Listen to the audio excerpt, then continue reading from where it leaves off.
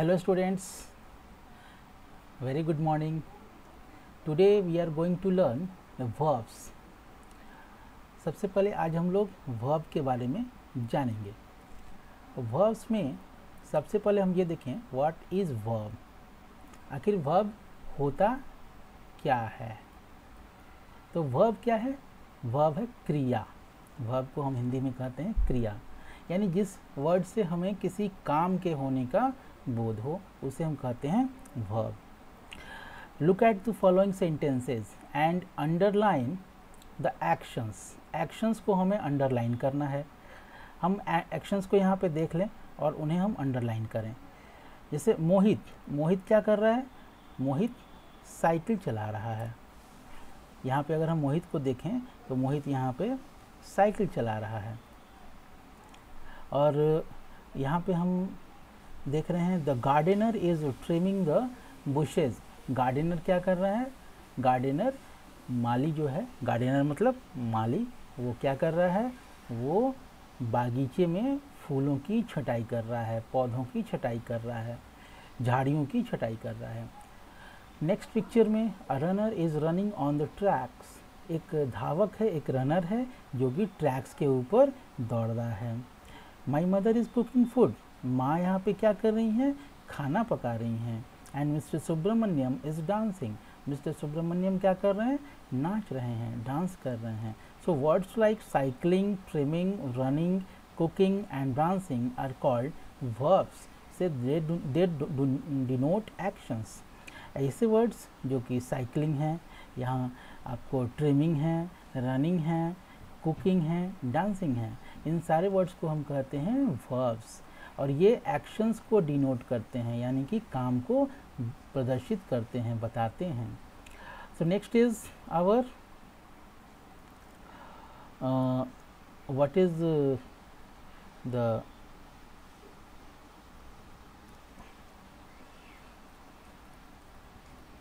Okay. So next is we require two elements to form a sentence. हमें दो elements की ज़रूरत पड़ेगी एक सेंटेंस को बनाने के लिए. पहला एलिमेंट क्या है?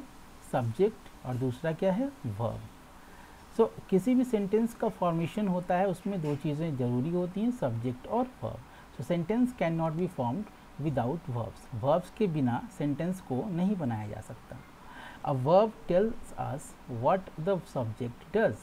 वर्ब हमें ये बताता है कि सब्जेक्ट क्या करता है. What is done to the subject. Subject के ऊपर क्या होता है. एंड और about the state of the subject. या सब्जेक्ट जो होता है, जो करता होता है, उसके स्थिति के बारे में भी बताता है. तो वर्ब्स हमें तीन चीज़ों के बारे में बताता है. पहली क्या चीज़ होती है? पहली चीज़ होती है हमारी सब्जेक्ट क्या काम करता है. दूसरी चीज़ what is done to the subject. Subject के ऊपर क्या काम किया जाता है. और तीसरा उसके स्टेट के बारे में बताया जाता है, यानी कि सब्जेक्ट का स्टेट क्या है, उसका स्टेटस क्या है, उसकी स्थिति क्या है. ओके. सो इस प्रकार हमने देखा सब्जेक्ट और वर्ब से मिलकर के एक सेंटेंस बनता है.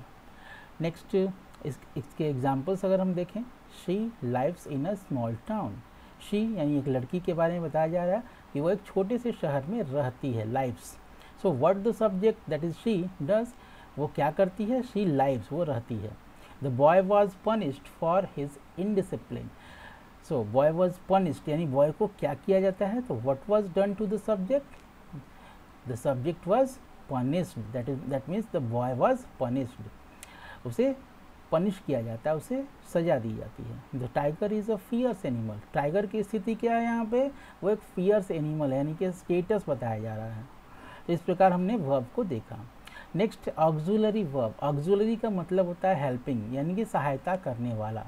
सो auxiliary verbs are used along with other verbs to form the various tenses. अलग अलग टेंसेस को बनाने के लिए हम ऑक्सिलरी वर्ब का इस्तेमाल करते हैं. They are also known as helping verbs. इन्हें हम हेल्पिंग वर्ब्स के नाम से भी जानते हैं. कुछ कॉमन ऑक्सिलरी वर्ब हैं इज़, एम, आर, वाज और वेयर.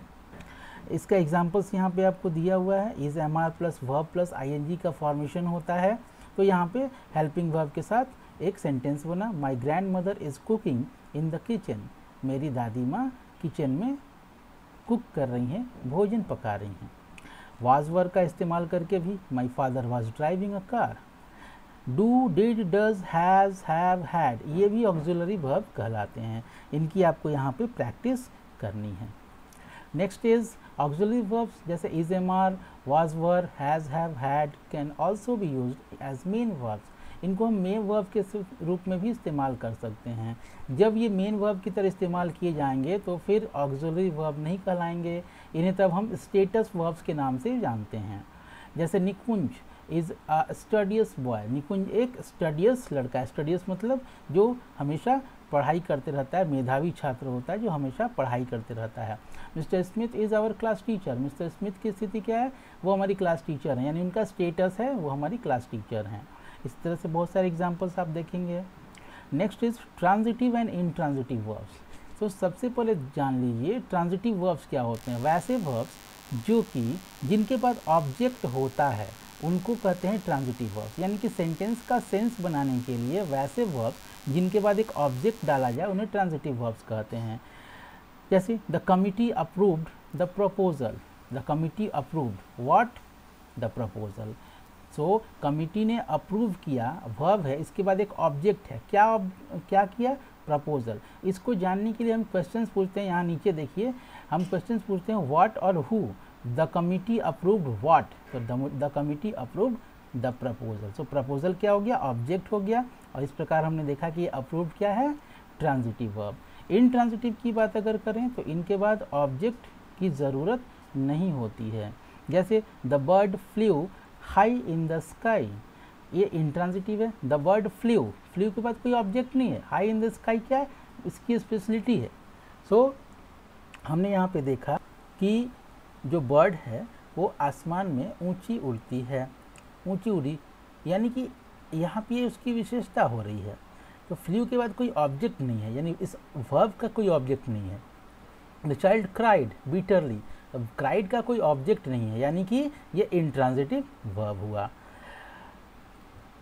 नेक्स्ट कुछ एग्जाम्पल्स से देखते हैं। जैसे the child drinks water, the child drinks what, the child drinks water. तो ये क्या हो गया, ऑब्जेक्ट हो गया वाटर, यानी कि ये ट्रांजिटिव हो गया। ठीक है। The students right an essay, what the student right, what does the students right, an essay. तो आंसर में हमें आ रहा है एन एसे, यानी यहाँ पे क्या है, ये ऑब्जेक्ट है और ये हमारा ट्रांजिटिव वर्ब है। तो इस तरीके से आप यहाँ पे ट्रांजिटिव और इनट्रांजिटिव आप एक्सरसाइज करेंगे। एक चीज़ और जानिए, कॉम्प्लीमेंट्स क्या होते हैं। कभी कभी क्या होता है, इंट्रांजिटिव वर्ब्स को हमें एक या एक से ज़्यादा वर्ड्स की आवश्यकता होती है सेंस को कंप्लीट करने के लिए। जैसे कोई सेंटेंस है, उसके सेंस को कंप्लीट करना है, तो सेंस को कंप्लीट करने के लिए हमें इंट्रांजिटिव वर्ब्स के साथ में एक या दो वर्ड्स की ज़रूरत पड़ती है। तो इन वर्ड्स को हम कहते हैं कॉम्प्लीमेंट। जैसे द चाइल्ड क्राइज, बच्चा रोता है। नेक्स्ट एग्जाम्पल देखते हैं, people talk, tiger row or, tigers row or, यानी इन सेंटेंस में ये कंप्लीट सेंस है यहाँ पे, यानी कि यहाँ पे कोई सेंस छूटा अधूरा नहीं है। लेकिन कुछ ऐसे सेंटेंस देखिए, जैसे ही seems, she looks, they must, Rohan licked. इसके बाद एक हमें ऑब्जेक्ट की ज़रूरत पड़ेगी या हमें कॉम्प्लीमेंट की ज़रूरत पड़ेगी इस सेंटेंस को कंप्लीट करने के लिए। तो ही सीम्स अनहैप्पी, यहाँ पे सेंस कंप्लीट हो गया, तो अनहैप्पी क्या हुआ, अनहैप्पी हमारा कॉम्प्लीमेंट हो गया। शी लुक्स हैप्पी, तो हैप्पी हमारा कॉम्प्लीमेंट हो गया। इस तरीके से एग्जाम्पल्स आपके सामने में है। तो इनको हम कहते हैं सब्जेक्ट कॉम्प्लीमेंट, क्योंकि ये सब्जेक्ट के बारे में कुछ बताते हैं। जैसे ही सीम्स अनहैप्पी, अनहैप्पी कौन है, ही है, तो ही एक सब्जेक्ट है, इसलिए हम इसे सब्जेक्ट कॉम्प्लीमेंट के नाम से जानते हैं। ऑब्जेक्ट कॉम्प्लीमेंट भी होते हैं, जैसे द कमिटी इलेक्टेड हिम, ये अधूरा वाक्य है। हालांकि यहाँ पे कमिटी के बाद इलेक्टेड है, इलेक्टेड वर्ब है, और हिम उसके बाद ऑब्जेक्ट है, लेकिन ये अधूरा है, यानी इसके बारे में भी हमें जानकारी पूरी नहीं है। हिम यानी कौन, किसे। तो the committee elected him chairman, यानी कि उसे कमिटी ने चेयरमैन इलेक्ट किया, चुना। तो यहाँ पे ये चेयरमैन क्या है, ऑब्जेक्ट के बारे में बता रहा है, इसलिए ऑब्जेक्ट कॉम्प्लीमेंट के नाम से जाना जाता है। नेक्स्ट, अब इसके बाद हमारे पास आपके लिए एक्सरसाइज हैं। इसके पहले भी आपने 2 एक्सरसाइज देखे हैं। यहाँ पे आप क्या करना है, in the following sentences underline the subject complements and circle the object complements, यानी सब्जेक्ट कॉम्प्लीमेंट्स को आपको अंडरलाइन करना है और सर्किल करना है आपको ऑब्जेक्ट कॉम्प्लीमेंट्स को। जैसे कि हम यहाँ पे देखें अगर, तो मान लीजिए the jury found him innocent, यानी जूरी क्या है, सब्जेक्ट है, फाउंड वर्ब है, हिम ऑब्जेक्ट है और इनोसेंट क्या है, इनोसेंट किसका कॉम्प्लीमेंट हो गया, सब्जेक्ट का या ऑब्जेक्ट का। आप देखिए the jury found him innocent, यानी कौन इनोसेंट है, हिम, यानी कि ये क्या है, ऑब्जेक्ट कॉम्प्लीमेंट है। तो हमें क्या करना है, इसे हमें सर्किल कर देना है, इसे ऐसे सर्किल कर देना है। इस तरीके से आपने देखा कि हम इसमें ऑब्जेक्ट और सब्जेक्ट कॉम्प्लीमेंट को अलग अलग कर पा रहे हैं। Next, underline the auxiliary verbs in the following sentences. Auxiliary verb को आपको अंडरलाइन करना है। ऑक्सिलरी वर्ब यानी हेल्पिंग वर्ब। तो tell me if you will come to the party, यहाँ पे tell me if you will come to the party, यानी कि यहाँ पे ऑक्सिलरी वर्ब कौन है, ऑक्सिलरी वर्ब यहाँ विल, शैल विल भी ऑक्सिलरी वर्ब आता है। यहाँ पे आपको उसे अंडरलाइन करना था, सो इसे हम अंडरलाइन कर दे रहे हैं। इस तरीके से आपने देखा वर्ब्स के बारे में। और इस चैप्टर को आई होप आप सबके पास बुक है, तो आप इस चैप्टर के एक्सरसाइज को बनाइए और जो भी प्रॉब्लम्स होंगी फिर आप कमेंट कीजिए और हमसे पूछिए। Thank you.